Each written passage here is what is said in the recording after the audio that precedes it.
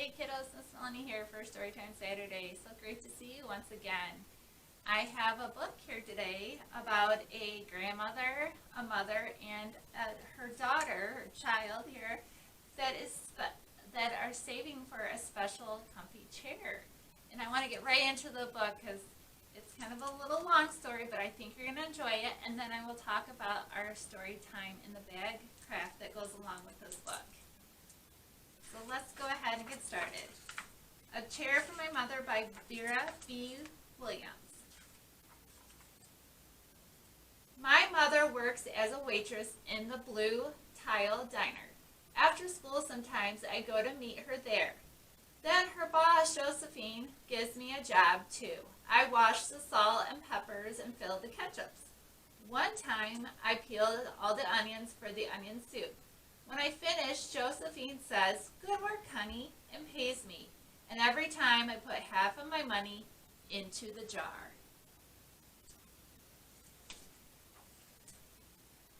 It takes a long time to fill a jar this big. Every day when my mother comes home from work, I take down the jar. My mama empties all her change from tips out of her purse for me to count. Then we push all of the coins into the jar. Sometimes my mama is laughing when she comes home from work. Sometimes she's so tired she falls asleep while I count the money out into piles. Some days she has lots of tips. Some days she only has a little. Then she looks worried. But each evening, every single shiny coin goes into the jar. We sit in the kitchen to count the tips. Usually Grandma sits with us too. While we count, she likes to hum. Often she has money in her old leather wallet for us. Whenever she gets a good bargain on tomatoes or bananas or something she buys, she puts by the savings and they go into the jar.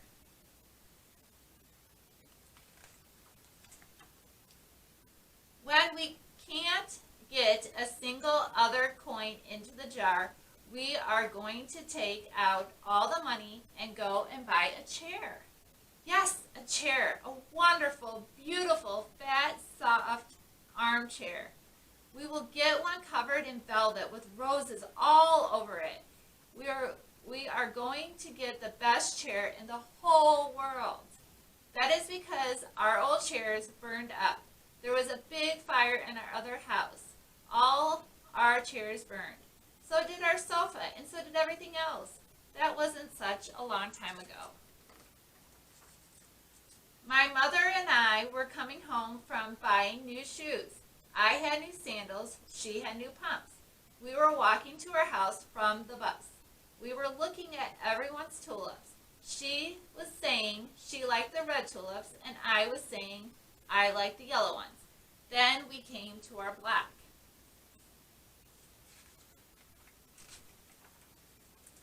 Right outside our house stood two big fire engines. I could see lots of smoke. Tall orange flames came out of the roof. All the neighbors stood in a bunch across the street. Mama grabbed my hand and we ran. My Uncle Sandy saw us and ran to us. Mama yelled, "Where's Mother?" I yelled. "Where's my grandma?" My Aunt Ida waved and shouted, "She's here, she's here, she's okay, don't worry." Grandma was all right. Our cat was safe too, though it took a while to find her, but everything else in our whole house was spoiled, meaning it was no longer good. What was left of the house was turned to charcoal and ashes. We went to stay with my mother's sister, Aunt Ida, and Uncle Sandy.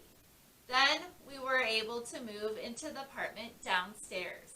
We painted the walls yellow. The floors were all shiny, but the rooms were very empty. The first day we moved in, our neighbors brought pizza and cake and ice cream, and they brought a lot of other things too. The family across the street brought a table and 3 kitchen chairs. The very old man next door gave us a bed from when his children were little. My other grandpa brought sister, Sally, had made us red and white curtains. Mama's boss, Josephine, brought us pots and pans, silverware and dishes, and my cousin brought me her own stuffed bear. Everyone clapped when my grandmother made a speech. You are all the kindest people, she said, and we thank you very, very much. It's lucky we're young and can start all over. That was last year, but we still have no sofa and no big chairs. When Mama comes home, her feet hurt. There's no good place for me to take the load off my feet, she says. When Grandma wants to sit back and hum and cut up potatoes, she has to get as comfortable as she can on a hard kitchen chair. So that is how come Mama brought home the biggest jar she could find at the diner, and all the coins started to go into the jar. Now the jar is too heavy for me to lift down. Uncle Sandy gave me a quarter, and he had to boost me up so I could put it in. That's a pretty big jar of coins. After supper, Mama and Grandma and I stood in front of the jar. Well, I never would have believed it, but I guess it's full, Mama said. My mother brought home little paper wrappers for the nickels and the dimes and the quarters. I counted them all up and wrapped them all up. I counted them all out and I wrapped them all up. On my Mother's Day off, we took all the coins to the bank.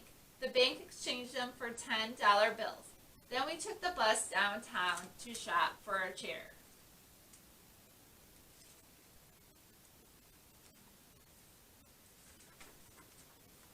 We shopped through 4 furniture stores.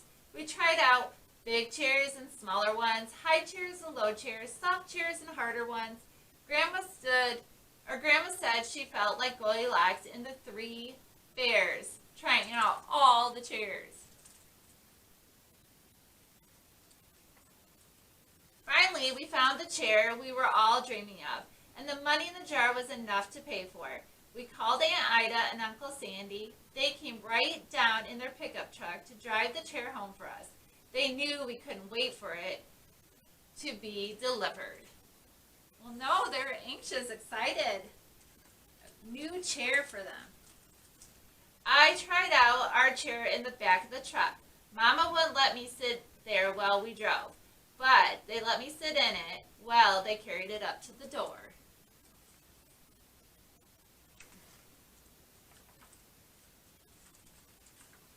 We set the chair right beside the window with the red and white curtains. Grandma, Mama, and I all sat in it while Aunt Ida took our picture.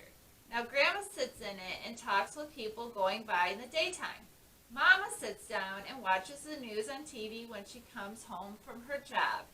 After supper, I sit with her and she can reach up, right up and turn out the light if I fall asleep in her lap.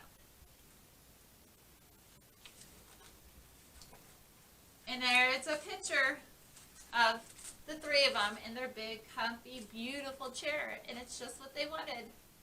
The roses.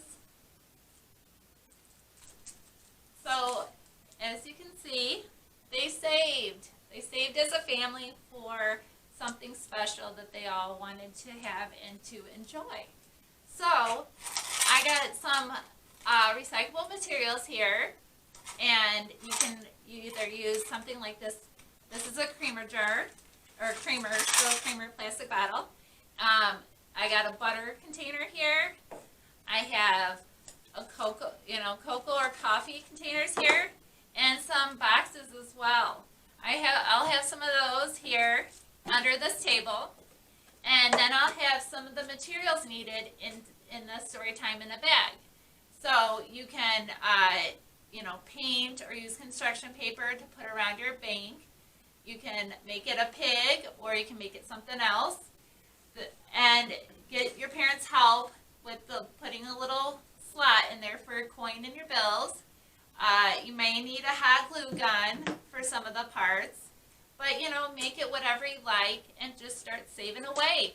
And then I just have a little suggestion. I haven't done it on mine yet. I plan on it, but I'm going to put back here what I'm saving for and the date. So I'm going to put that I'm saving for a bike, which is true. I need a bike. And I'm going to put the date on here. And then, you can personalize it with your name if you like. And then just start saving away. And, start every once in a while if you want to, open it up and put it into piles and count. And then maybe keep a track on a piece of paper. Like I have $9.54 on this day, and just keep saving away. It's kind of exciting to and rewarding to save your earnings and then get, a big prize or a big reward in the end. So I have some other books talking about money and savings here. We have A Bargain for Francis, and then this is one of our newer books I just got. He's saving for a special bike. It's My Rose and Piles of Coins. Really good story as well. And so I got these books, and I got some of our newer ones I just got here. If you come down in the children's library, they're right in the middle for you kiddos there. And I want to remind you guys here before I go, the next 2 Saturdays, May 22nd and May 29th, I will be outdoors for our Storytime Saturday. So please come and join me. I had many of you last Saturday. I had lots of fun. I hope you did too. So please come again and bring a friend. But we're having an off to the races activities going on out there. So bring your toy vehicle of whatever you have. And if you don't have one, that's okay. I'll have some here as well too, and I'll have some special things set up for you to do with these vehicles. So come and join me, and I can't wait to spend the next 2 Saturdays outside with you guys.